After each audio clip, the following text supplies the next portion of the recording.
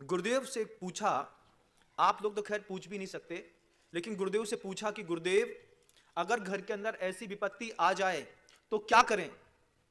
अगर मान लीजिए बच्चा बीमार है, बच्चा पैदा नहीं होता है, बच्चा पैदा होकर मर जाता है, संतान पैदा करने की ताकत नहीं है, घर के अंदर संपत्ति नहीं बढ़ती है, घर के अंदर बच्चियों का विवाह नहीं हो रहा है, घर के अंदर लोग अपमान करते हैं, ऐसी परिस्थितियां बिगड़ जाती हैं, प्रतिकूल चिंतन का वातावरण बनता है, सब कुछ उल्टा पुल्टा होता है, भगवान उस समय क्या करें।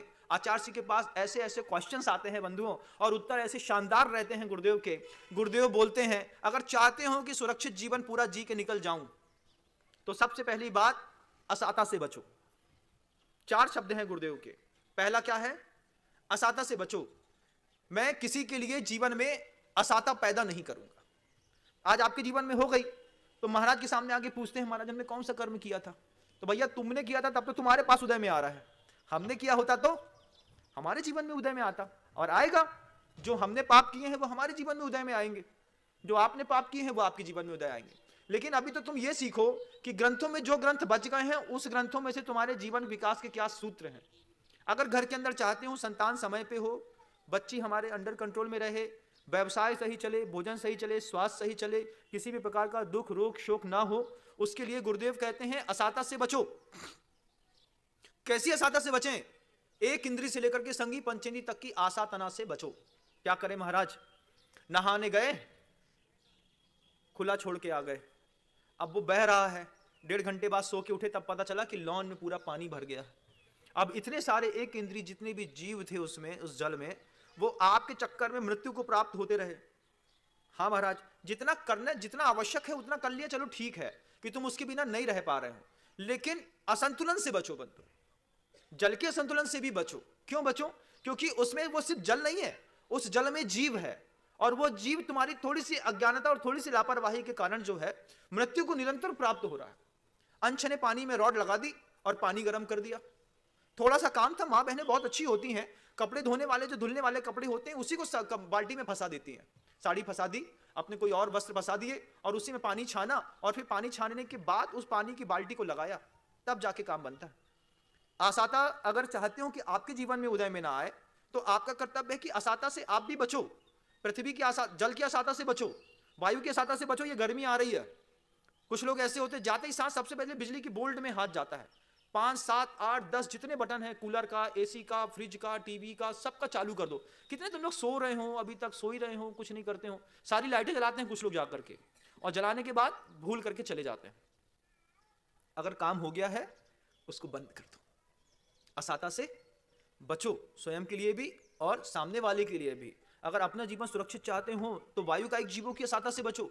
अगर अपना जीवन सुरक्षित चाहते हो तो संगी पंचेंद्रिय जीव की असाता से भी बचो बंधुओं। उठा करके गेंद मारी और एक पत्थर उठाया, उठा करके फेंक दिया। अब पता नहीं कौन से संगी पंचेंद्रिय जीव के ऊपर वो पड़ा होगा। कोई मेढक मर गया अगर आपके फेंके उससे, कोई सांप के ऊपर लग गया, किसी जीव को लग गया, कुछ पता है क्या? इसको गुरुदेव कहते हैं अजीव कृत असंयम। बैठे हैं तो कुछ नहीं तो जमीनी खोदे जा रहे हैं। पैर जैसे खुरापात करता है ना, बैल भैंस करते हैं खुरापात, आप देखिएगा, वैसी बैल भैंस जैसी खुरापात हम कर रहे हैं।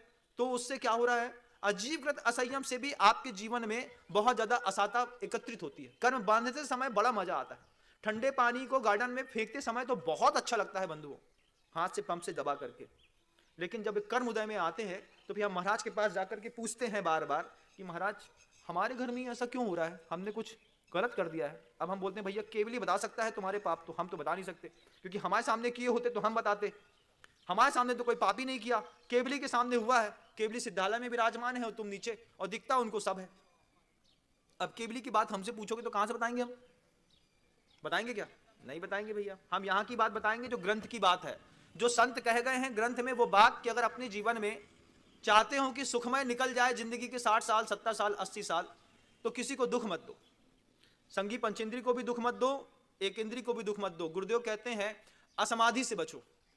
असमाधि से कैसे बचे? कि दूसरे के लिए ऐसी दुर्भावनाएं तैयार मत करो कि कोई तुम्हारे लिए मरने की भावना करे।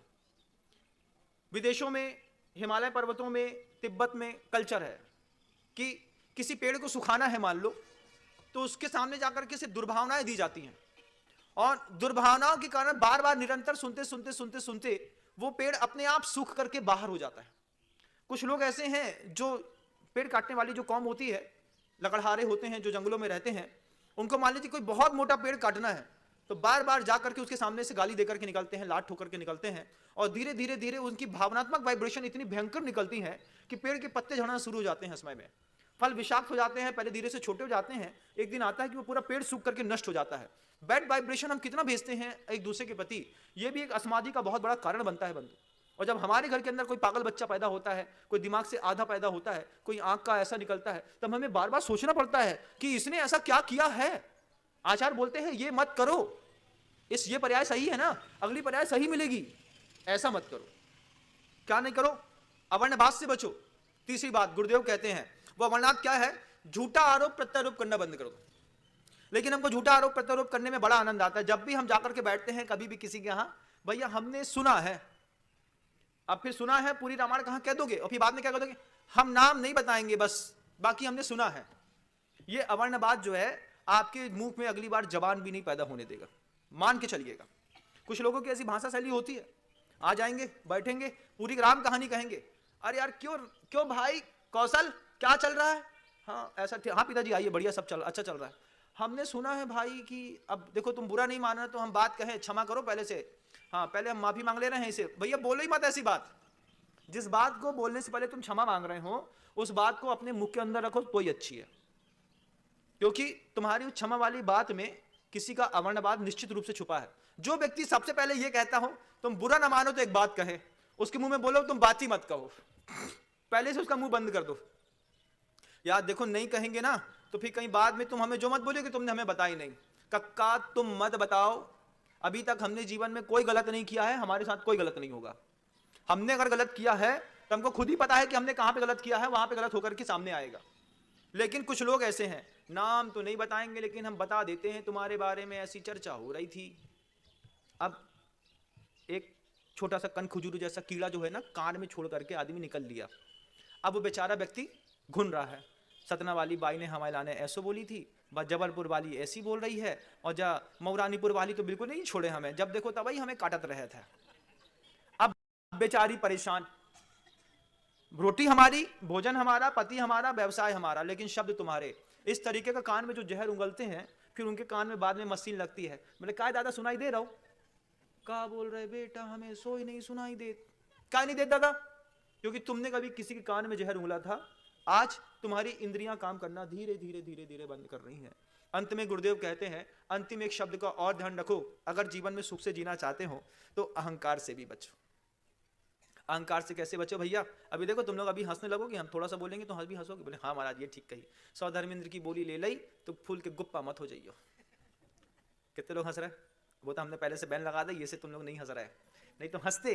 लेकिन फिर भी कहते हैं कि अगर बहुत लंबा चौड़ा दान दे भी दिया है तो भगवान से प्रार्थना करो कि भगवान ये हमारी सामर्थ्य से अभी हमने बहुत कम दिया है, अगली बार कोई ऐसा मौका मिले कि चक्रवर्ती जैसे संपदा छोड़ करके जाता है, ऐसे मैं अपनी संपदा छोड़ करके यहां से जाता।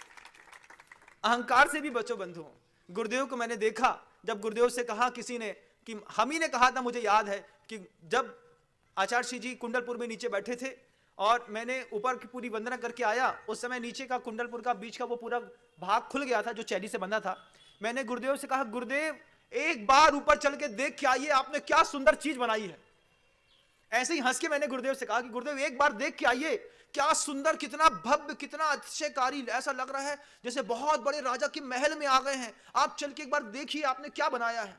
गुरुदेव आंख से आंसू निकाल करके मेरी उस उत्साह को देख रहे थे और रोते हुए कहते हैं कि मैंने नहीं बनाया विनम्र, बहुत सारे लोगों के मंगलसूत्र उस मंदिर को बनाने में लगे।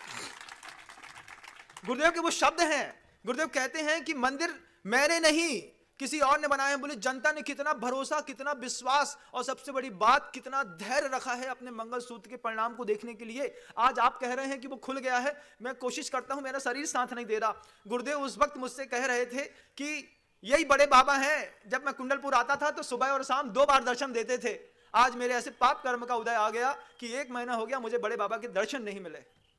सोचिए, इतने बड़े महान संत होने के बावजूद ऐसा कहते हैं कि मेरे कैसे कर्म का उदय है कि मैं कुंडलपुर के अंदर रह करके भी बड़े बाबा के दर्शन नहीं कर पा रहा हूं। गुरुदेव कर्म नहीं छोड़ता बंधु, और लेकिन गुरुदेव की वो निष्प्रह वृत्ति देखिए आप, कि जिसमें गुरुदेव कहते हैं कि मंदिर मैंने नहीं बनाया, कितने सारे लोगों ने इसमें दान दिया है, कितने सारे लोगों के मंगलसूत्र हैं, प्रॉपर्टियां हैं, जमीन जायदाद हैं, हीरा मोती पन्ना माणिक हैं, पता नहीं चांदी की पायलें, पता नहीं क्या क्या पड़ा है बड़े बाबा के मंदिर में।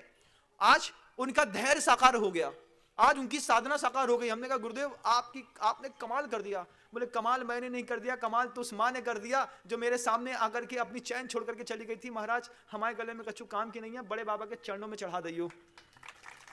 उसका असर है बंधुओं। लेकिन दुनिया कहती है आचार्य जी ने बनाया, गुरुदेव कहते हैं ये बड़े बाबा का मंदिर मैंने नहीं, आप लोगों की भक्ति और श्रद्धा ने बनाया है। और ये इतिहास भी आप लोग लिखने का प्रयास करेंगे।